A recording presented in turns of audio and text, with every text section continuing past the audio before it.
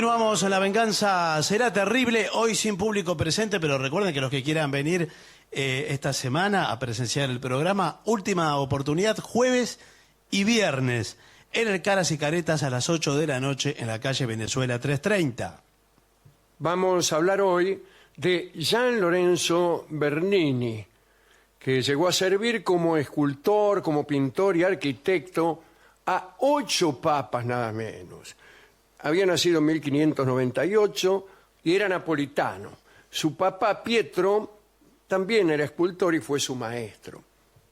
Bernini llegó a Roma a los 7 años y a los 22 se ganó el favor del cardenal Barberini, que luego sería el Papa Urbano VIII.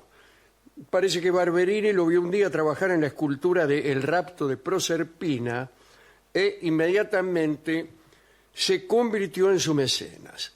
Cuando Barberini fue nombrado papa, convirtió a su artista preferido en príncipe del Vaticano. El día de su proclamación, Urbano dijo: «Caballero, su suerte es grande al poder ver al cardenal Maffeo Barberini nombrado papa, pero mayor es la nuestra al poder contar con el príncipe Bernini durante nuestro pontificado». Tan cercano fue el trato entre Bernini y el Papa Urbano que hasta se rompieron algunos protocolos. Bernini tenía libre acceso a las habitaciones del Papa y cenaba con él todos los días. Cuando Bernini, después de cenar, acompañaba a Urbano a sus aposentos, se encargaba él mismo de cerrarle las cortinas y de decir a los demás servidores que la jornada del Papa había terminado. La verdad es que el mecenazgo de Urbano tenía sus razones. Había llegado al papado con proyectos para el embellecimiento de la ciudad de Roma. Él mismo decía que por eso había elegido llamarse Urbano. Quería hacer de Roma el sitio donde todos pudieran ver la apoteosis de la fe católica. Por esos tiempos la cristiandad estaba desgarrada por la disidencia religiosa y Urbano confiaba en la pronta y definitiva derrota de las naciones heréticas. Quería entonces que la sede vaticana se mostrara triunfal y deslumbrante. Y Bernini había convencido a Urbano con sus obras y con su teoría.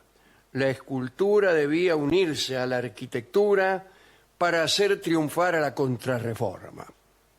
Debía destruirse el aislamiento que separaba las obras de arte como objetos en sí y debían agregarse al contexto edilicio.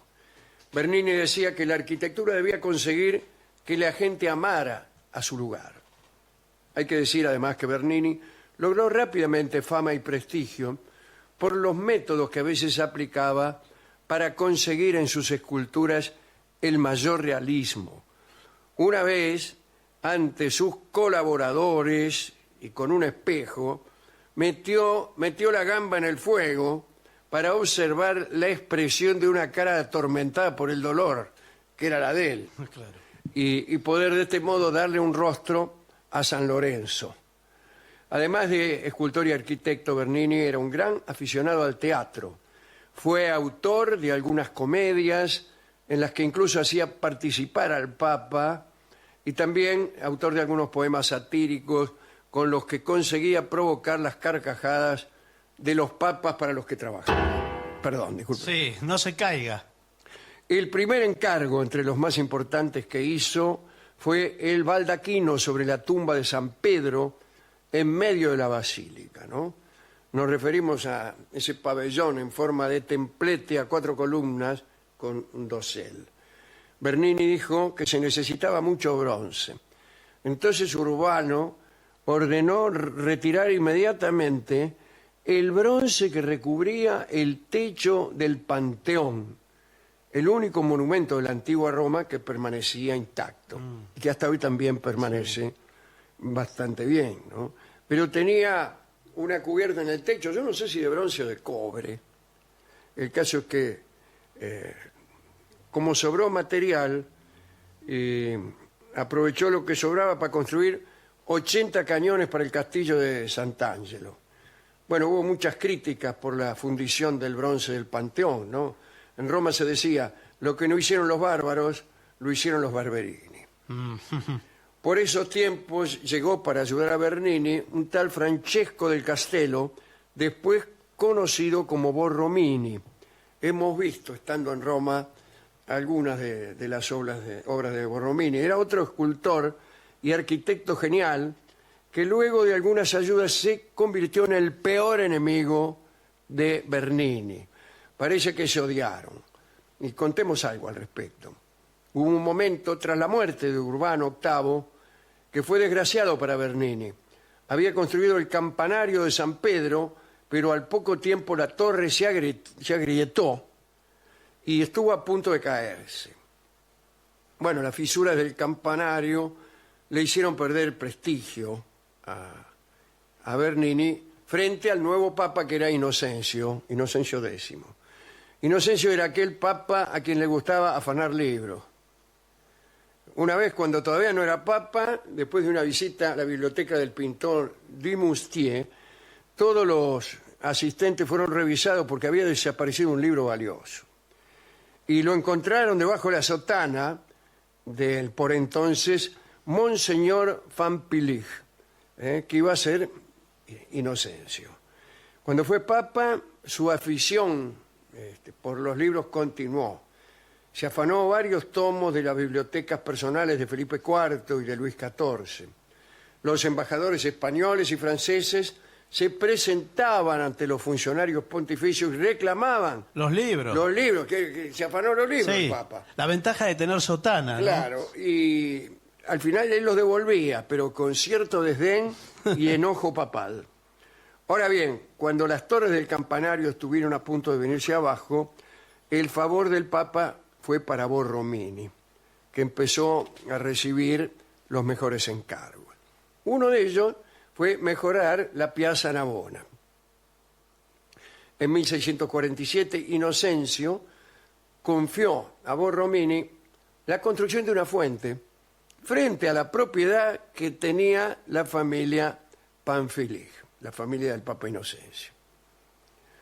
Bernini se enteró del encargo y entonces hizo una maqueta de una fuente en plata maciza, y consiguió ubicarla en un lugar por donde seguro iba a pasar el Papa.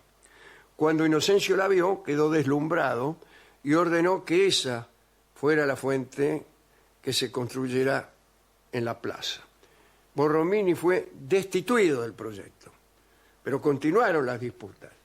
La fuente de los 4 ríos, ¿no es cierto?, el Nilo, el Ganges, el Danubio y el Río de la Plata, fue terminada en 1651. Mientras tanto, Borromini se había consolado dirigiendo la restauración de San Juan de Letrán y fue compensado por los Pamphilj, y el Papa le encargó la construcción de una iglesia adyacente a su palacio, ahí mismo en la Plaza Navona, justo delante de la fuente en donde trabajaba Bernini. Borromini, sobre la fachada del templo de los Pamphilj, puso una estatua que rompió con la simetría del conjunto para que fuera más visible, ¿no?, y que representaba a una santa. Y la estatua mira con actitud desdeñosa y casi con asco a la fuente de los 4 ríos de Bernini. A su vez, Bernini hizo que la estatua del Danubio, que da a la obra de Borromini, fuera la de un hombre con la mano alzada que rechaza la visión que tiene ante sí. Usted la vio. Sí, sí. Está el tipo así medio, ¿no? Con la mano como diciendo, ¿qué es eso? Salgan de ahí. Bueno, el día de su inauguración, Bernini quiso sorprender al Papa, hizo aparecer la fuente seca. Muchos pensaron que algo había fallado, pero de golpe empezó a brotar agua de los surtidores. Todo salió fenómeno. Y Bernini recuperó el prestigio perdido por el asunto de los campanarios del Vaticano. Las peleas entre Bernini y Borromini siguieron. Borromini se dio el gusto de demoler una capilla que había hecho Bernini y la volvió a levantar él. Esa fue una de sus obras maestras, el Palazzo Propaganda Fide, Además, la casa de su rival quedaba justo enfrente y esculpió frente a su ventana unas orejas de burro. Como respuesta, Bernini colocó en la fachada de Borromini una escultura obscena.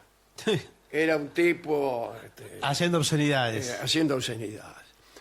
Alejandro VII, el Papa, sustituyó, fue el que vino después de Inocencio, y llamó a Bernini. Alejandro era un papa medio raro.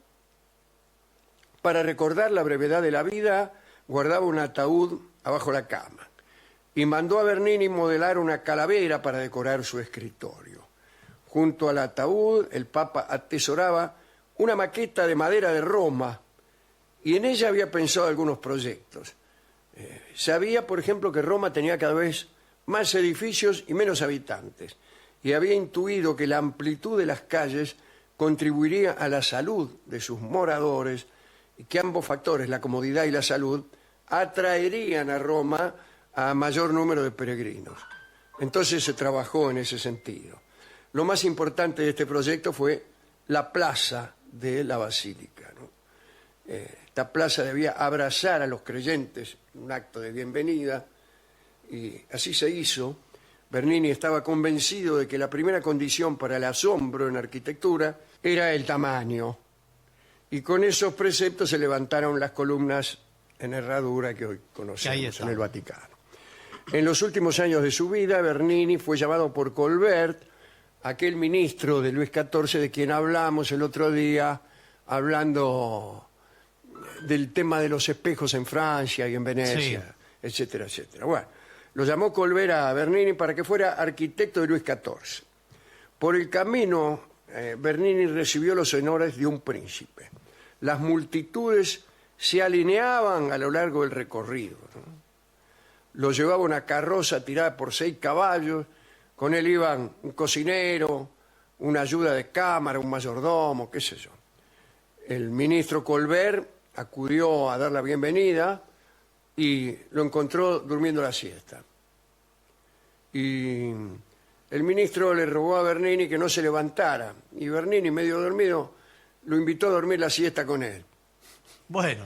Entonces se acostó, durmieron la siesta y después empezaron a discutir. Está bien, es una solución heterodoxa, pero claro, eficaz. Pero a Bernini no le fue bien así, ¿no? Luis XIV lo aduló, diciéndole que solo él podía realizar los proyectos que deseaba ver construidos. Se los mostró, y Bernini, que no le tenía miedo a nadie, le respondió que para alguien que no había visto los edificios de Roma, tenía un gusto apenas digno. Poco tiempo más tarde, Bernini abandonó París. Volvió a Roma, ahí murió a los 82 años. Su última obra fue un busto de Cristo que hizo para Cristina de Suecia, quien, agradecida, ordenó al historiador Filippo Baldinucci redactar la biografía de Bernini, que es la que conocemos y que es la que estamos consultando. Claro. Bueno, ¿qué canción podemos utilizar para ilustrar esta charla? Bueno, en homenaje a los 8 papas que fueron empleadores de Bernini, sí, podemos escuchar este tango que se llama Papas Calientes, bueno, y que toca... Pero no es un tema pontificio. ¿Cómo que no? ¿A usted le parece que sí? Yo creo que está compuesto en homenaje a esta circunstancia que acabamos de glosar. Papas Calientes por Ariel Ramírez.